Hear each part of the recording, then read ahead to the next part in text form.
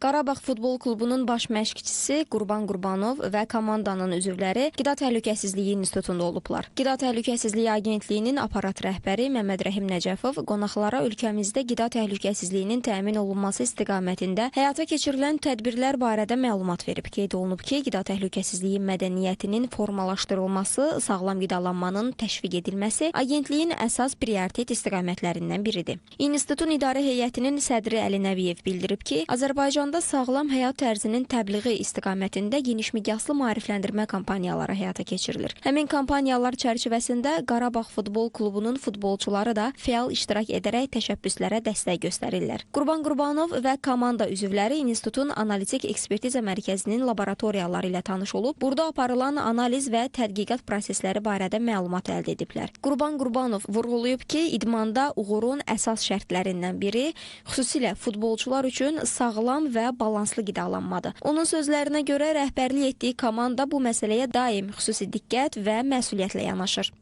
Biz qida təhlükəsizliyi yaranan gündən demək olar ki, biz əməkdaşlıq eləyirik. Biz Qarabağ klubu ilə və bizim ümumiyyətcə bilirsiniz, idmançının sağlamlığı çox önəmlidir və onun sağlam qidaya çox ehtiyacı var və biz cənab sədrlə ilə biz söhbətlərimizdə həmişə deyirdik ki, bizim komandanın, futbolçularının yeməyi sağlam olmalıdır. Çünki onların bərpası üçün fiziki gücdən sonra çox vacib olan sağlam qida. Və ümumən belə bizim hətta diyetoloqumuz elə bu qurumun əməkdaşıdır. Və belə mən təşəkkür eləmək istəyirəm. Futbolçuların bunun faydasını görür və sağlam qida ilə sağlam qidanın bizim nəticələrimizdə çox böyük rolu var. İnstitutun idarə heyətinin sədr müavini Ramazan Nəbiyev bildirib ki, İnstitutla Qarabağ Futbol Klubu arasında sadəcə rəsmi deyil, eyni zamanda peşəkar səviyyədə də əməkdaşlıq mövcuddur. Bugün bütün Azərbaycanın fəxri Qarabağ Futbol Klubunu, bizim çempionlarımızı Qida Təhlükəsizliyi İnstitutunda qəbul etməkdən böyük fəxr hissi duyuruq. Onu qeyd etməliyəm ki, İnstitutla Qarabağ Klubu arasında sadəcə rəsmi yox, eyni zamanda peşəkar səviyyədə də çox ciddi əlaqələr, münasibətlər mövcuddur.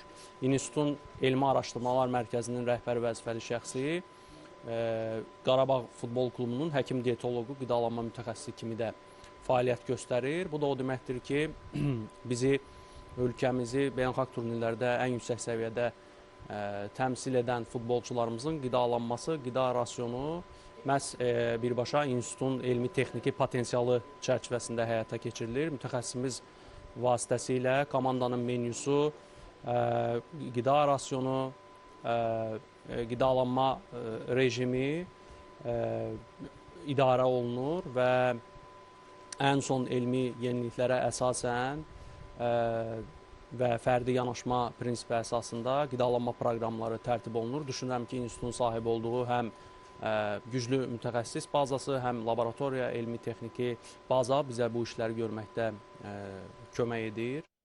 İnstitutun eksperti Qarabağ Futbol Klubunun diyetoloqu İlqar Şamilov isə bildirib ki, İnstitutun elmi-texniki bazası və Qarabağ Futbol Klubunun praktiki təcrübəsini birləşdirərək idmançılar üçün təhlükəsiz qidalanma modeli qurulur. Belə ki, qida təhlükəsizliyi idman üçün sadəcə sanitariya məsələsi deyil, bu idmançının sağlamlığının, bərpasının və davamlı performansının əsas təməlidir. Sağlam və balanslı qidalanma, təbii ki, bilirsiniz, məşq qədər vacibdir və düzgün seçilmiş, keyfiyyətli və təhlükəsiz qida zədələrin azalmasına, daha sürətli bərpaya, sabit enerjiya və eyni zamanda yüksək performansına birbaşa təsir eləyir. Və biz Aktinin elmi araşdırmalar mərkəzi olaraq bu potensiallə Qarabağ Futbol Klubunun praktik təcrübəsini birləşdirərək bir idmançılar üçün həm təhlükəsiz, həm də performansa yönəlik sistemli qidalanma modeli qura bilirik və qurmuşuq da. Görüş çərçivəsində gələcəkdə birgə həyata keçirilməsi nəzərdə tutulan layihələr ətraflı müzakirə olunub. Qarşıdakı oyunlara hazırlıq prosesi və futbolçuların qidalanma məsələləri ilə bağlı fikir mübadiləsi aparılıb. Qarabağ Futbol Klubuna növbəti oyunlarda uğurlar və qələbələr arzulanıb.